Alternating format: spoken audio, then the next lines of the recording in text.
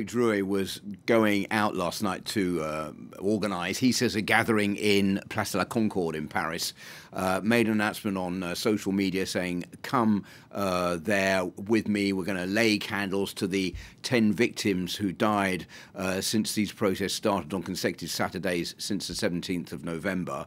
The police didn't quite see it that way. They said, you haven't put in a request, a formal request for this protest to take place. Therefore, what you're doing is illegal. That's why they moved in. As you can see from the pictures behind me, his arrest took place. It was quite a muscular arrest by the police. And now he faces even more charges on top of the ones that he already faces from the 22nd of December for carrying a banned weapon and provoking the police then. So that's the situation. He's still under arrest at this current moment, and he has quite a big fine facing of €7,500 if he's found guilty, and a 6-month prison term. Well, critics of Macron's government, they're saying that this is an abuse of power. Drouet himself clearly is not very happy about this. Is he right to complain? Well, it depends who you're talking to. I mean, if you're talking to Drouet himself, he says, well, you know, this was just a peaceful gathering. There's no reason for us to be arrested. He's been supported by the leader of the far left in France, Jean-Luc Mélenchon, who says this is just a police state. The police are moving in. It is unjust. But if you talk to the government, they say, well, this was not an organised protest. Therefore, we are right to stop it. And I think there's a certain amount of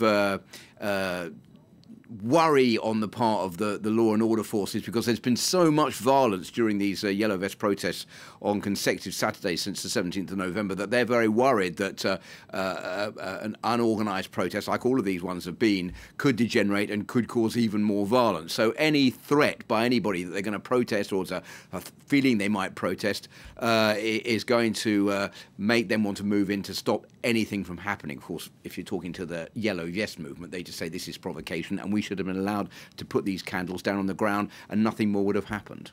But is this a risky move by the police? Does it risk turning Drouet into a martyr at a time when, even if the protests are still relevant, they're perhaps losing a bit of steam? Well, I'll tell you something. If you look at any of the domestic television channels in France at the moment, they are all talking just about this. They're saying, is this going to mean that the Yellow Vest movement is going to lose support because they say this guy is just a provocateur, he's causing trouble, it's not serious, they haven't got a designated leader?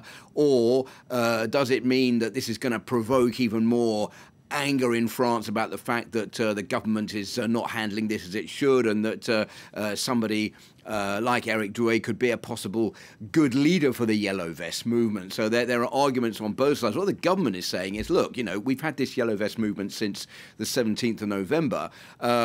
You asked us to do away with a petrol hike rise at the beginning of January, 6% for diesel and 3% for petrol.